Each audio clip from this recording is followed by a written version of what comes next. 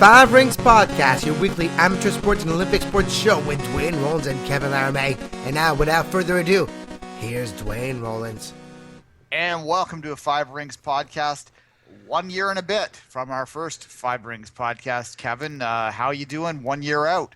I'm doing pretty good. 1 year plus 1 day exactly to the first time we recorded a show together, Duane. And a lot of things happen, and one of those things is the Olympics. And 1 year later, that town is already in ruins. I'm shocked. If you go on Vice.com, there's a great article that shows you how those white elephants have became reality a year later.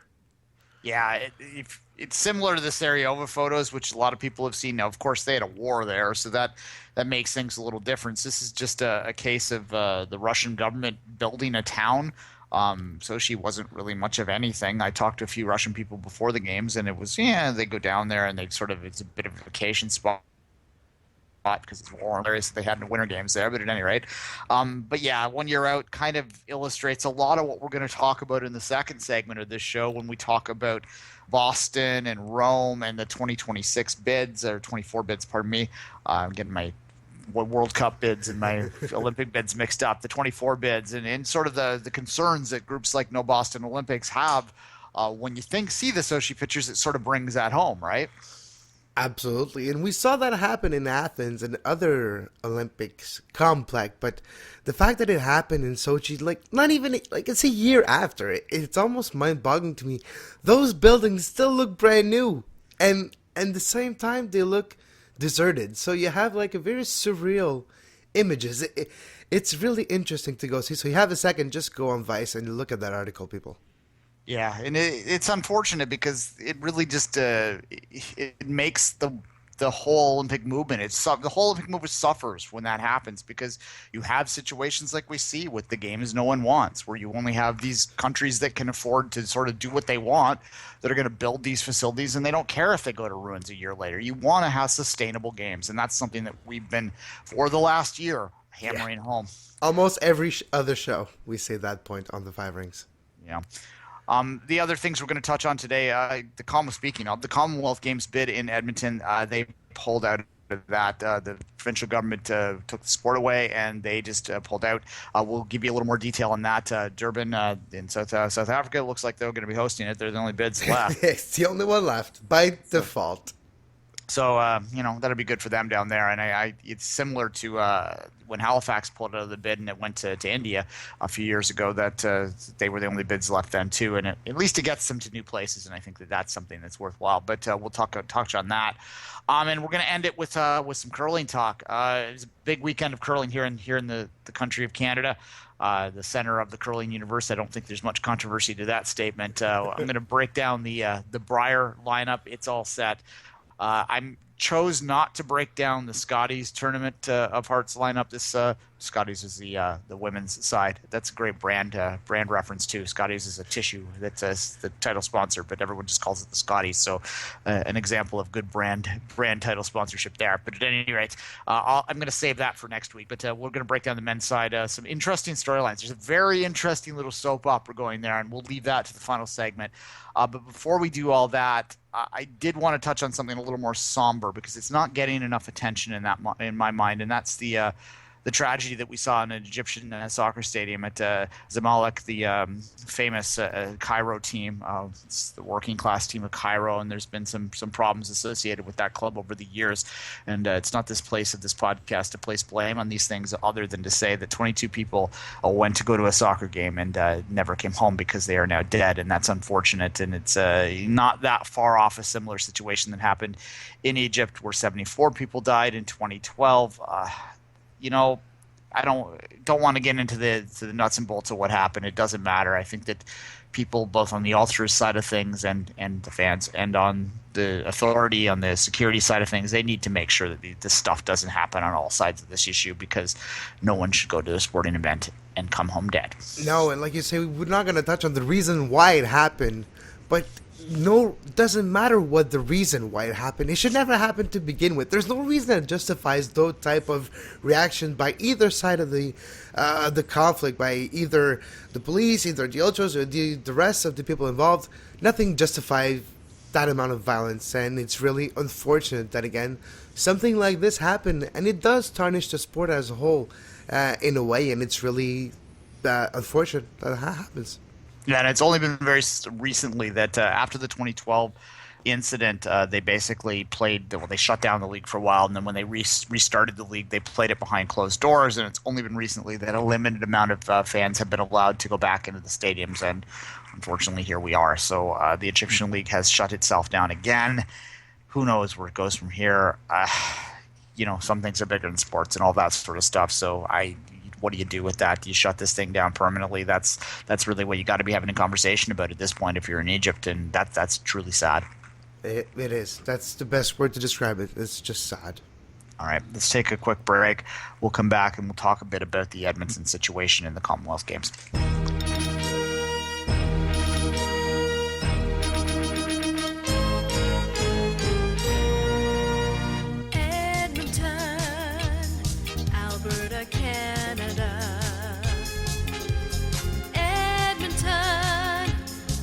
Friendly city. From the mayor to the people, the city has great hospitality. It's safe and so bright you can walk late at night with your family. And we're back. Kind of surprising news, but kind of not surprising news came out. You actually texted me. It was late at night when the news broke. The city of Edmonton, which we talked about very briefly, tried to get a guest on to talk about it, and they made us jump through 50 hoops, so we weren't able to do that. Unfortunately, they have pulled their bid for the Commonwealth Games, and it really was pulled before it became much of a public conversation at all. Mm-hmm. As I said, Kevin, real briefly, the details on the poll was this, that essentially the provincial government, there's three levels of government here in Canada, for those that aren't aware. The municipal, obviously, everyone, the local government, the provincial government, which is your regional government, and your national. So basically the provincial level, the mid-level there, had told the Edmonton folks that they were going to be a major backer, be the major backer of the bid, and to sort of cover the costs. And then largely based, I think, on the falling Canadian dollar and the fact that the oil sands are no longer the gold mine that they had been for years and years and years. The provincial government said, you know what, it wouldn't be in our best economic interest to back this, so we can't do that. So they reneged on that promise, and here we are. No, exactly. And it's sad in the way, but it's totally understandable too. And it's always the same question that's been raising if we're looking at the 2022 Olympics and the 2024 Olympics. Again, need to see same for me, getting those dates confused. So many 2020 something dates all over it shows. But 2024 Olympics that nobody wants, it's the same story. It's are the cost of the games worth it? Are all the infrastructure that need to be built, are they worth it at the end of the day? And Edmonton said, well, we're not going to find out this time around. Yeah, Edmonton was a bit different, and they were trying to scale it down a little bit. And the Commonwealth Games, of course, are a smaller scale games to begin with. But they hosted the Commonwealth Games in 1978, so it's been a while. The infrastructure needs more than a good paint and coat at this point in time. Similar idea to what the LA Olympic bid from '84 to now. It's, of course, Boston won that the right to go forward for the U.S., but that was similar ideas to what they had, to sort of use some older existing infrastructure to upgrade rather than to build from scratch. So that was kind of the thinking in the Edmonton bid.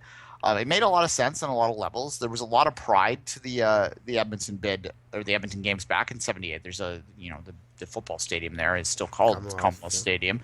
There was a lot of pride associated with that. It came on the heels of the Montreal Games, so it was a good kind of sporting time in the history of Canada to have those games back when the Commonwealth Games meant more too. Mm-hmm. So there was a lot of this logic to it.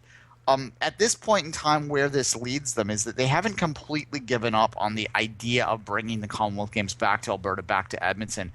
They are talking about, the Commonwealth Games Canada has given them the right to first refusal for being the Canadian flag bearer in the next bid after that, which is 26. These are the 22 games that we were talking about.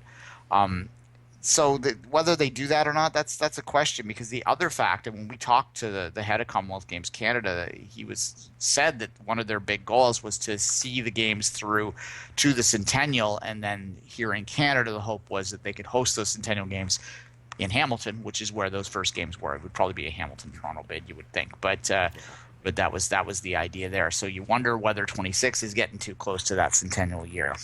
Yeah, and you're wondering if it's not going to, like you say, if they get it in 2026, it's for sure that the centennial idea of bringing it back to where it started and showcase as well the Pan Am infrastructures that are going to be existing in the Toronto GTA area, which is included in Hamilton, well, kind of included. So that would have been a good idea, but we'll see. And I think it's unfortunate, though, because the idea of Edmonton having those games, I remember last year when we talked about that on this show, we were both excited, planning on, who knows, even trying to go see those games eventually, make a trip down up in the prairies. But it's going to be interesting to see what happens, like you say, with the 400 years of the Commonwealth Games. Yeah, the question I have when I come in, I talk a lot about this, and I think Youth Olympics are more where Toronto might want to go next, but if you're going to spend the money on the Pan Am Games, I don't think you necessarily have to use the natural jump in people's mind is to then bid for them. I think that those secondary games, to just have that infrastructure in place and to continue the bids, might make more sense. So if you're talking, it's too late to bid for 22 now, but I would wonder whether Toronto wouldn't be a better bid for 26, because you're only talking about a decade, well, it'd be 11 years at the time since the Pan Ams had taken place, which gives you ample time to gear down and then sort of just do literally a fresh coat of paint in some of these venues, because they're still going to be pretty damn new. And not just that, Duane, it's going to give a future necessity to those venues, and that will keep people from destroying those venues and building zoos inside of a velodrome, if you know what I'm saying. Yeah, in Montreal.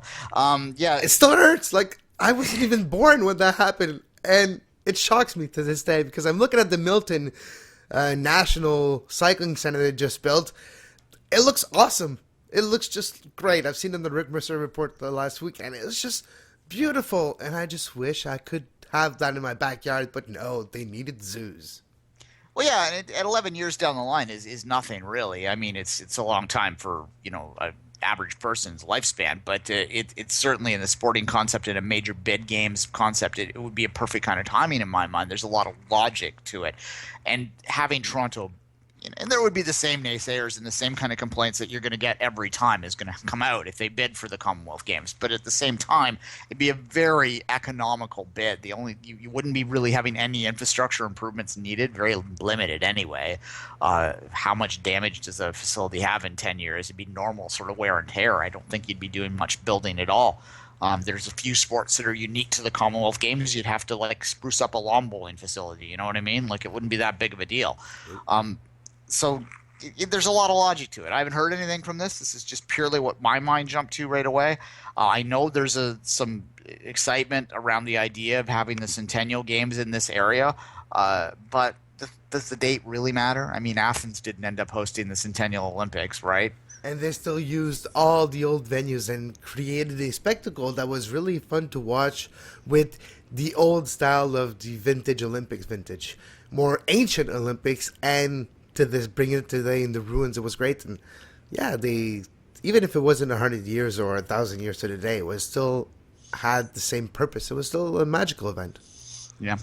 I mean, I guess we'll end this conversation with just having it's something we've talked about on this show before, so I'm not going to belabor it now, but what does it mean that there's only one city bidding and it's from a developing area? What does that mean about the Commonwealth Games? And well, like I said, we belabored this point a little bit to the point that it's not that worthy to go back to it. But yes, clearly the Commonwealth Games have lost a step. But as we've talked to athletes about them in the lead up to the game, as we talked to Commonwealth Games Canada about it in the lead up to the game, they hold a very valuable sort of experience kind of development kind of purpose. And I don't think that they're going to go away. They just need to find a way to, as long as there's one city out there willing to host, and these developed areas that didn't get them during the peak of these games, they're stepping up now. So we are disappointed from a Canadian perspective that we won't get Edmonton to host this, but I think that from a South African perspective, we should be excited for them. Yeah, and it's probably going to, eventually, the Commonwealth Games are going to become a type of just another competition for the athletes as well. We have to remember, the majority of the athletes, on the majority of the time, are competing in obscurity without having the cameras. And the big spotlight on them. They're just fighting for attention. And it was one of the stages where they had a little bit more attention. And it's a shame that because not a lot of countries want to host it, it loses its glamour eventually just to become one other competition. But still, for the sport involved, every different category of sports involved, it's a competition. It's important, and it's a step towards the biggest competition. So, yeah, I hope that it never dies for that reason. Yeah, exactly, Kevin. And I think that this is a good segue point for something that we did want to talk about today. And on a less serious note, we've talked about sort of serious stuff a little bit to this point. It's our 1 year anniversary, and I think that Kevin and I wanted to reflect a little bit on what the last year has been and talk about our highlights from the podcast over the last year. And this, as I said, is a perfect segue because my highlight of the five ring was covering the Glasgow Games. I thought that they were a remarkable game. They had a lot going on, and they forced me to. I always was interested, but having this podcast forced me to watch a lot more of them than I have in the past few, and it really revitalized my enjoyment of those games. And I saw how much they mattered to where they were and to where they were held. And I think that's the key to any of these games. And I think we're going to see that here in Toronto next summer. Is that although outside of the host city, they're going to have limited impact, but in that host city, especially this past summer, that was something that I got to see firsthand. The pride and the Scottish pride that was being raised up, the local pride, the volunteerism. It was sort of an extension of the London Games in some extent when you're talking about the UK. It was remarkable to see, and covering that and talking about these games. We did 3 or 4 shows, I forget which. Up to even 5, I think. Yeah, so we talked about them a lot, and that was my highlight was covering those games for the Five Rings podcast.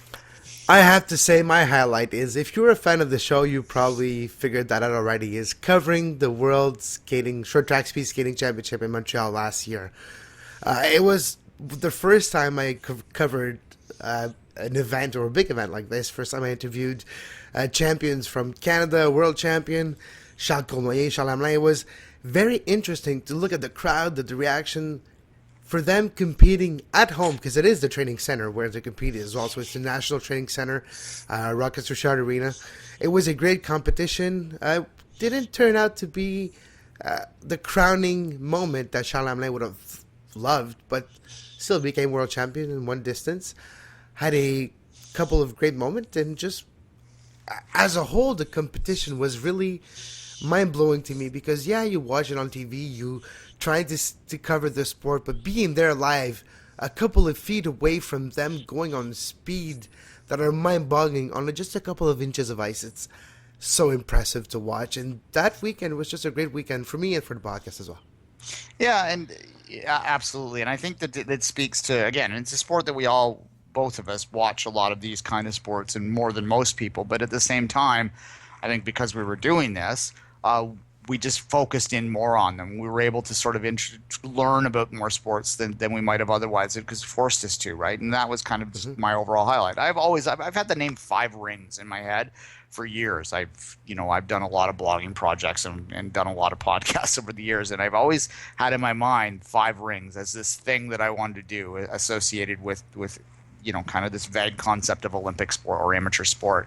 And when, Kevin reached out to me on Twitter a year or so ago now, it was like I jumped at it, because that, like I said, it's something that I always wanted to do.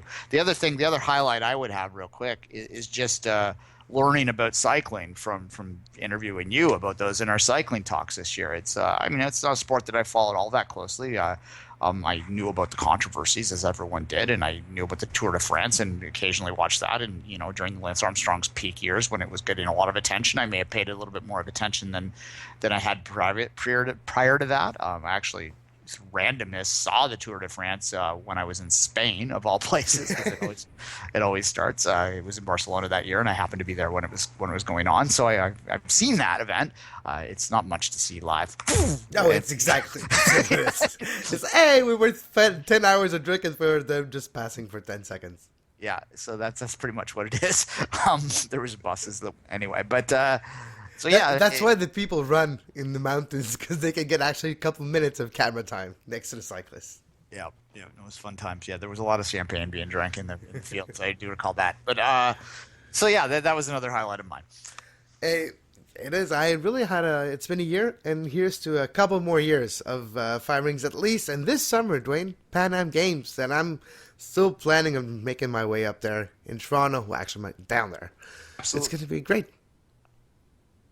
Yes, it is. We are south. So we are further south, so it is down there. Yeah, no, it should be a fun year. We got the Pan Am Games, and then the World Cup, the Women's World Cup. Wow, Women's World Cup, and you know what? We if we get through next year, we're not going to be shutting it down next year this time, because you know what we're leading into then. The Olympics in Rio. Yep, that's the ultimate one, and we'll be doing the daily shows then if we're there. And maybe if we get a corporate sponsor, we can go to Rio. What do you think, guys? I would go in a heartbeat.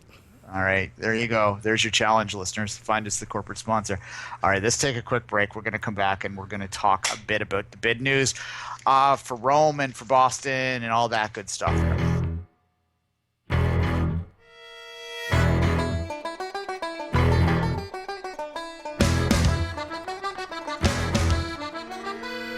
And we're back, and it's been a few weeks now since we last touched on the 24 bids from Boston from the American perspective. Now that bidding process is over, the field is starting to take place. We're going to have a vote in Germany soon. Paris is said that they are going to make a decision by July.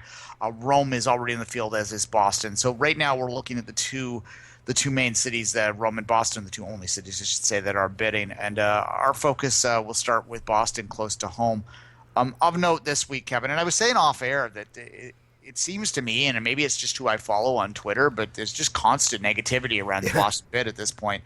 It seems to be. I mean, I saw someone the other day tweet, and I can't attribute this because I didn't think to write it down or something, but someone said, "I've yet to meet a single person in the flesh that agrees that we should host the Olympics," and this was someone from the Boston area that covered another sport or something.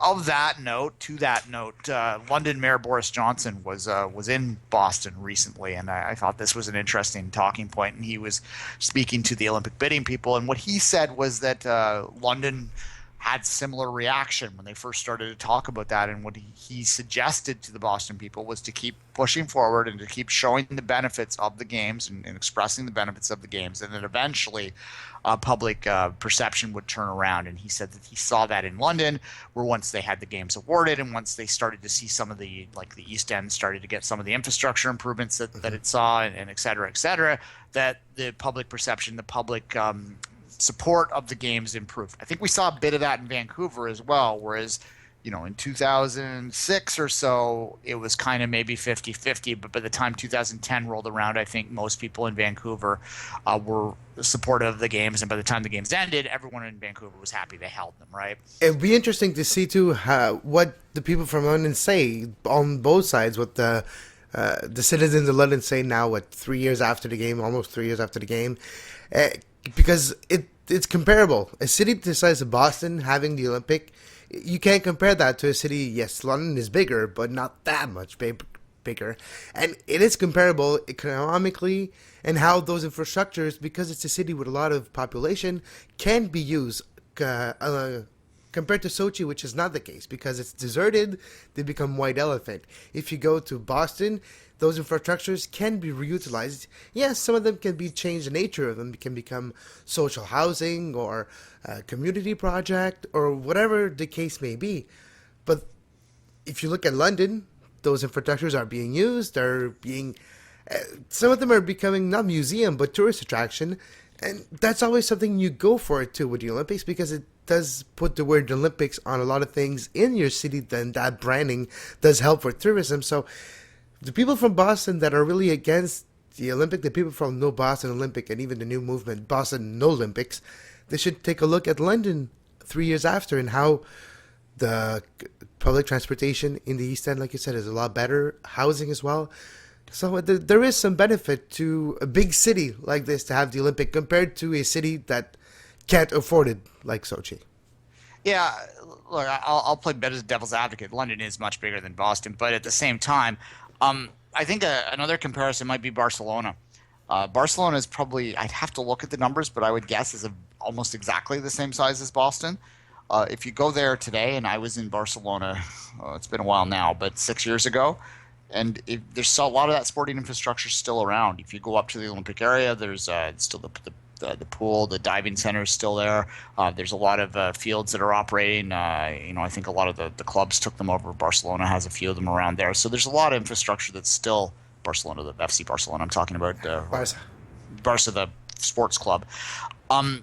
Yeah, there's a lot of infrastructure in that city, and it's a similar sized city to Boston. So there is the potential to have these games work out. And I think Barcelona is generally perceived to be one of the more successful summer games that were sustainable and had a good legacy, that didn't lose a lot of money, and et cetera, et cetera. Now, we're going back a few years. It's 1992 now, but that certainly is an example of a city that made them work.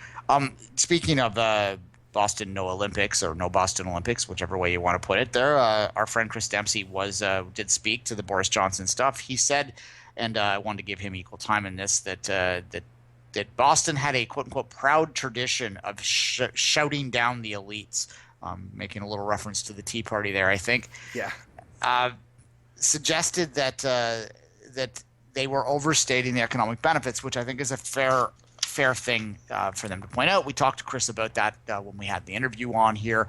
I have been critical of other bids before, and I remain critical of them overstating this economic benefit to a city. I think there is pretty clear evidence, if you want to look at it, if you want to just look at pure economics, that there really isn't a great boom there. However, what I say and what I continue to say to be equal about this is that it's just as equally as it is disingenuous for the pro-Olympics, pro-bid groups to say that there's going to be all this economic benefit. I think it is also equally disingenuous for anti-bid groups to say there is no soft benefit. There is no, as I say, it's soft and hard benefits. Soft benefits aren't definable by dollars and cents. They're like inspiration. They're, how the city feels about itself, how it inspires future generations to take on, how healthier it gets because people will have more activities to participate in. And just the mood of a city, right? Just the overall mood of the population of a city can be enhanced with an event like this. Yeah, there's absolutely benefit to them. You just can't put a dollar and cents figure on it. Yeah, and reality lies somewhere in between the hard and the soft. Right. Like I said, and that's what I call them: soft benefits and hard benefits. And I think that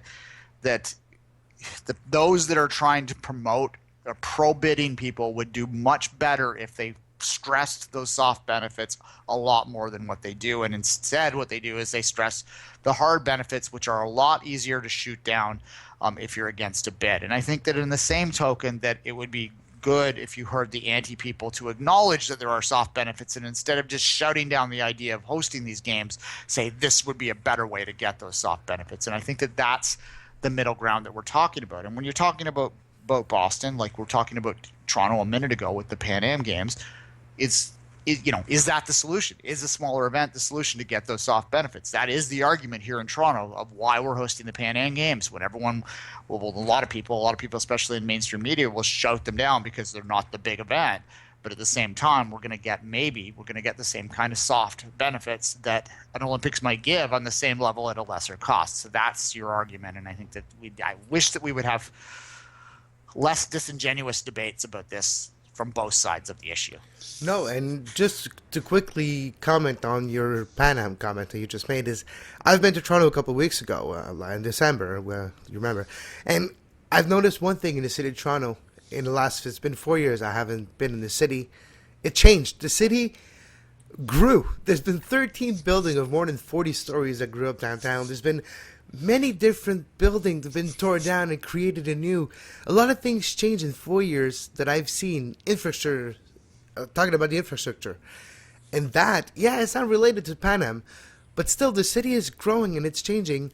And the Pan Am are included in this, and the infrastructures are just building at the same time as the other one. Then the landscape is changing, and all that together creates a brand new mood. And I think we're up for a great time in the Pan Am Games, and I think there's already been some benefit of the Pan Am Games just because of the infrastructures itself and the construction. Because yes, when you're building a brand new arena or a cycling velodrome, well, it's not just the building itself it's useful. It's all the sidewalks next to it, all the plumbing that goes in the building is redone, all those things that can benefit the people that are really living in the same vicinity. It's already there right now. So the benefits have already started for Toronto if you look at it this way. Yeah, I was to give you a concrete example. I was headed to Oshawa. I guess it was about 2-3 weeks ago now. I was meeting someone there to take a trip further along. But at any rate, I was heading to Oshawa at a GO station, a GO train station. GO is the regional transit here for those that don't know. And a train that I'd never seen before came past. And then I looked at it carefully, and it was the Pearson Airport Express train, which is something that people in the city of Toronto had been clamoring for years. Now, there's a lot of controversy around the pricing of that and so on and so forth. But it's still there now. It wasn't before. So. It's still there now, and the reason it's there is because they built it for the Pan Ams. Should it have been built before that? Yeah, absolutely. But that's local politics. The impetus to getting it built was the Pan Ams, so that is a benefit that is both hard and soft in a lot of ways. When we get bogged down into the dollars and cents arguments, the Olympic bids are never going to win that, because there is no doubt that they cost a lot of money, and they cost more money than they more often than not should cost. Yeah. And more often than not, I would argue, even as a pro-Olympic supporter, more often than not, cities probably shouldn't bid for them. However, I think there are circumstances and places where they do make some sense, and they do have where the soft benefits might supersede the hard benefits or hard lack of benefits that are there. Yeah, quickly, Rome has announced its president for their bid for the 2024 Olympics as well. It's Luca Di Montezemolo, and yes, I know you wanted really hard to try to say his name, but I beat you to it, Duane. But he was the president of the World Cup in 1990 in Italy, and former president of Ferrari Ferrari Auto Club, to be fair, when they were in the heyday in the mid-90s up until the 2000s, when Schumacher was the champion until boy from Berthierville won in 97. But before that, he was a champion, and Ferrari was at its best with Luca as its president. And it's very interesting signing for Italy project in Rome. Yeah, prior to coming on the show, I asked some Italian friends the pronunciation of that name, and it ended with them just say Dimo. Just say Luca. Yeah, Luca Dimo. Luca Dimo. So anyway, we left it at that. My pronunciation can sometimes be a bit bad on the Italian side, although I'm doing pretty good with Giovinco, I think. But at any rate.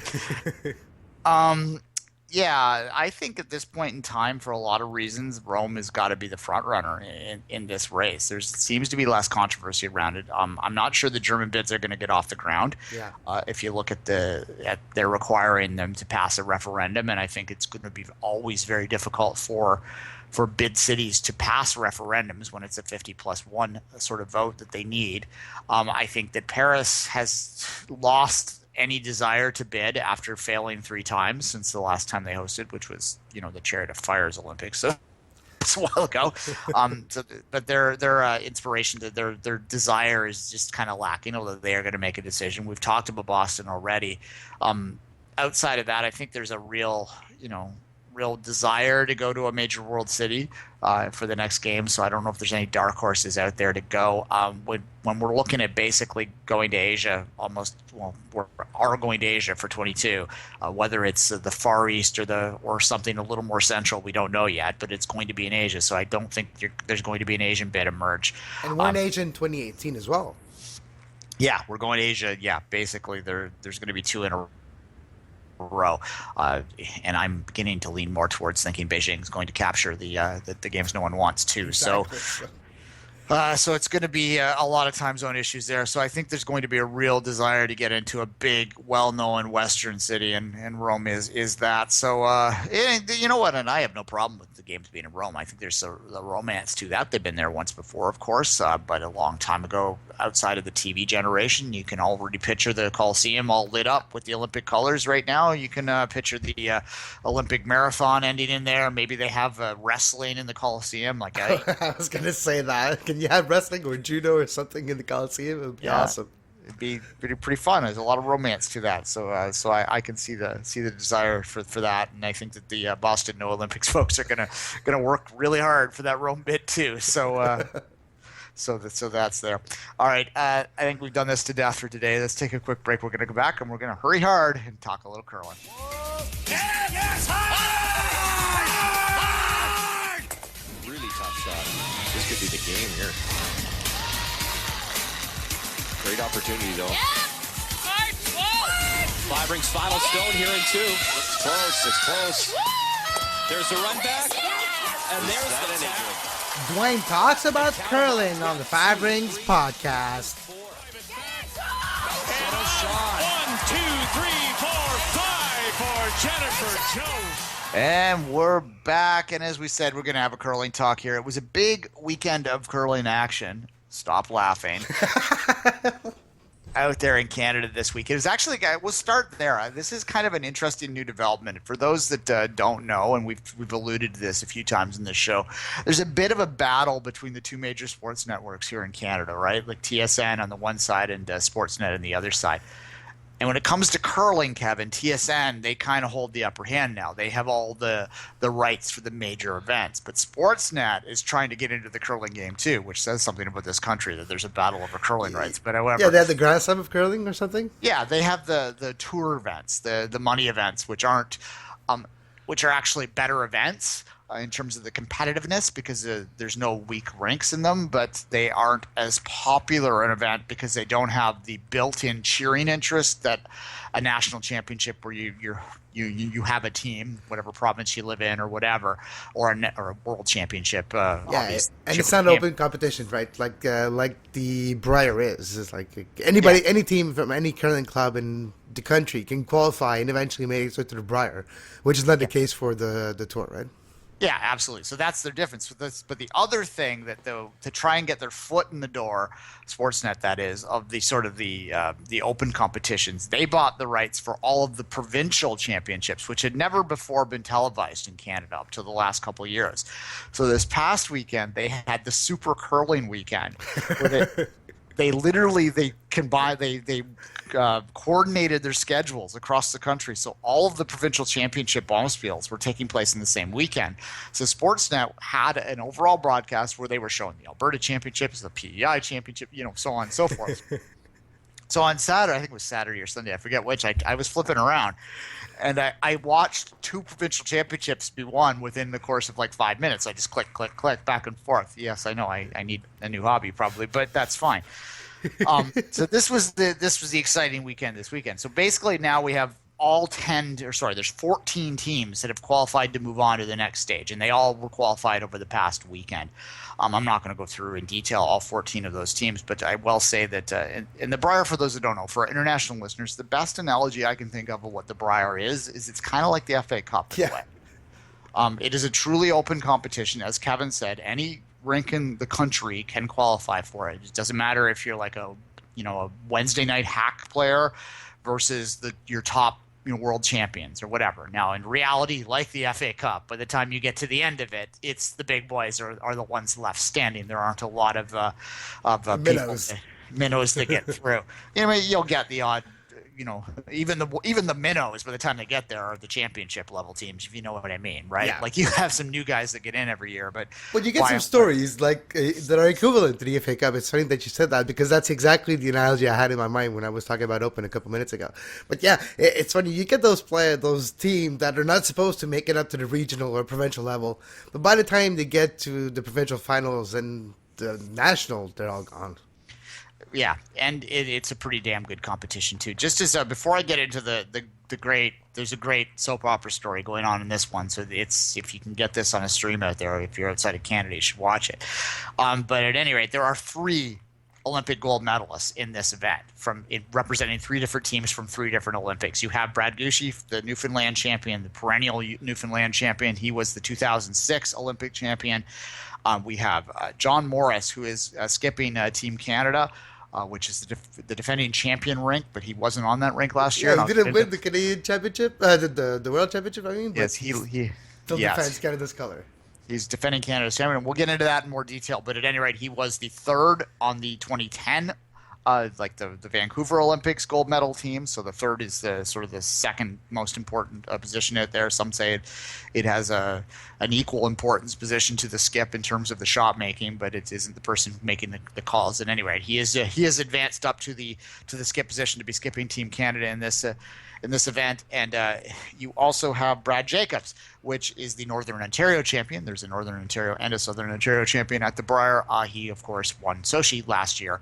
So 3 gold medalists, 2 skips, 1 third are competing in this Briar. So that's tells you a little bit about the strength of the field. Yeah, I even know internationally curling is a little bit more competitive than it used to be. Usually the winner of the Brier was going to be the world champion or the Olympic gold medal. It used to be, it's more, I think it's still the case. It's more competitive in the Brier than it is in a world championship or in Olympic Games. Yeah, that certainly has been the case in the past, and it has been getting much better, especially with the emergence of the Asian rinks taking it much more seriously.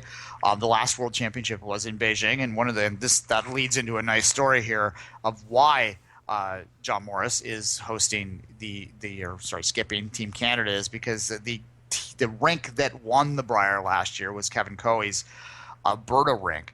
And he went on to the World Championships in Beijing where they finished fourth. So obviously the competitive level there was such that the Canadian team didn't win. He then took that opportunity to let him – his goal is to make the Olympics, as most of these guys would be. So he felt that his rink as it stood at that time wasn't good enough. So he basically left his rink, the rink that he put together as the skip, the captain, if you want to think of it in those terms, and said, you know what, you guys, you guys suck. I move on. Yeah, well, and he gave up his automatic spot at the Brier, which is a big deal because qualifying to the Brier out of Alberta is not an easy task. At any rate, he put an entire other rink together, left these guys to their own devices, where they then recruited John Morris, who was taking a year off. He was taking a year sabbatical. John Morris has been in the game a long time. He was a world junior champion back in the 90s. He's a firefighter. And he wanted to concentrate on his career for a year, and that's where the state of curling is still. It's sort of the FA Cup in 1920 because these guys often still have full-time jobs. But at any rate, sometimes they're golf pros. They're curling pros. Professionals, but they do tend to work on some level. At any rate, they recruited John Morris to their rink. So basically you have, and then it went on to continue this story quickly. Coey went on to actually win the Alberta Championship with his new rink. So you have both his old rink and his new rink are in the Brier on the draw, and on March 3rd they play each other. That is the match that you should have circled, curling fans, in your calendar as the match to watch in that. Could they meet in the final? Could it be possible that they meet in the final? Absolutely. John Morris is a damn good curler. He was one of the keys to the 2010 Olympic win as the third there. That would be the question. He's only Morris, as I said, was on a sabbatical. He wasn't giving the sport up completely. He had planned to only compete in the Alberta Grand Slam events. So we talked about them a minute ago. He wasn't going to go to try and qualify for the Brier. He just was going to be in the money spiels on the tour, and only if it was in Alberta. If he could travel, for the day and come back, right? Yeah. He wasn't going to spend money and travel all over the world competing in the tour. He just wanted to take a year off so he could focus on his career. Because he recognizes that there's just not quite enough money in curling right now to become rich or anything. Although the money is actually improving real quickly. That the Grand Slam Tour is going to triple in money in the next 3 years. It's already been established out there, so there is going to be more money, and I think we're not far off the time that we're going to have more and more full-time rinks out there. Anyway, I digress. So that's the storyline, and the question is whether he's going to be fresh enough as a skip to be truly competitive. But certainly adds some intrigue into the situation. It does. Yeah, right. Quickly, there has been a change in format as well. This is the first year that the Team Canada idea has come in. There have been a lot of people clamoring for it for a while, so the defending champions could stay in and defend their title. It wasn't a women's fight for decades, though. It's been for more than 10 years. It's been in the women's side for a long time, and Team Canada often does very well on the women's side. As you might imagine, they won the title before they are the defending world champions. They're good rank. And they also are that allows them to focus more on just trying to be better and better. At any rate, so it's the first time they've had that. That meant that for the first time ever, they're also having a pre-qualifying mini bombs field that's taking place just before the Brier starts. So just because you won your provincial championship or your Northern Ontario championship, if this case may be, or your territory championship if you're up north, doesn't mean you're automatically going to get in. In the past, it did. They broke the Yukon and the Northwest Territories up. In the past, they used to have the Yukon champion would play the Northwest Territory and the winner would advance to the Brier. They've given them both an entry into the 14-team field, which includes the pre-tournament qualification. The 3 provinces or territories that had the worst record over the last 3 Briers will have to play off in a mini championship. A play-in round. A play-in round to qualify. In this particular case, that will be the Yukon, Nova Scotia, Quebec. and no, it's No. Woohoo! I'm just trying to find it on here. It's the Yukon, Nova Scotia, and PEI are playing in the play-in round to get to the final qualifying round. So that's going to be something that takes place just before the event. The event, by the way, is taking place in Calgary, which adds further intrigue to the Morris v. Coe thing that I talked about, because they both play in Calgary in the same rink, by the way. Oh, wow. So at any rate, It's a local battle played on a national stage. yeah, and this played at the Saddle Dome too, folks. 18,000 seats. That's going to be awesome. So yeah, that starts in March. Cowbells in the stands all the time. Yeah, they'll be cheering for their Alberta boys pretty closely. Just quickly going through there are 4 other people that have been at the multiple Briars. Jim Cotter from BC, he was the runner-up last year. He's back in the field. Menard from Quebec, he's been the 8-time Quebec champion. Kevin and I were talking off air that the Quebec champion is usually, how do we put it, just okay.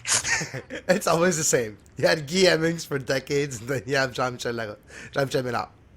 Yeah, and he won. Actually, Menard won the Brier in 2006, and it was the first time that Quebec had won the Brier in many, many years. Jamie Coe, which is Kevin Coe's brother, is the Northwest Territories champion. He's been the champion for 7 years in a row now in the Northwest Territories, which isn't the most competitive place to go. And he's the lesser of the two, if I can say so. Well, the thing about the Territories is that there's a double-edged sword, right? It's easier to get to the Brier, but you're not getting quality competition, and you can't really travel that easily in winter from Yellowknife to wherever. So yeah, we're here complaining about our winter. Let's go to the Northwestern Territory for a couple of months. Let's change.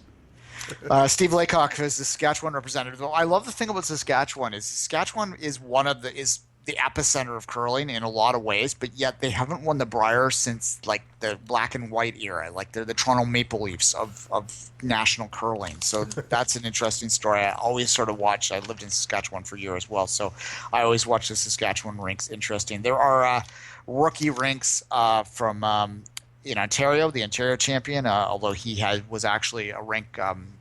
Where's his name here? I don't have it written down in front of me real quickly, so I apologize for that. But I know that the Ontario rink it's the case of the Southern Ontario Championship is so competitive that you have guys that are playing at the national level all the time that are actually in the mix for Olympic bids, but don't make the Brier very often because Howard ran it for years here and just no one was able to beat him. So now we're getting the second year in a row where there's going to be a rookie Ontario rink in. Nova Scotia has a rookie rink, PEI is in rookie rink, and New Brunswick has a rookie rink. And when I say rookie rink, I'm referring to Brier rookiness, not. It's not their first year of playing curling. No, you don't get close to it. Your first year playing curling, it's a little more competitive than that. As we said, that would be like your local pub league team making the FA Cup final, and that's their quarterfinals. Maybe their first season. In their first season of competition, so that's just not going to happen. Against Chelsea in the finals, that's not going to happen. No. So at any rate, this is, as I said, we're about a month out. Not quite. It's about 3 weeks out. It starts about the same time the MLS season starts for those that listen to our other podcasts. So this will keep me busy the first week of March, and we'll be certain to have a lot more attention on that. The Scotties will go before that, and we will break them down for you. You're lucky, folks. We'll break them down for you next week.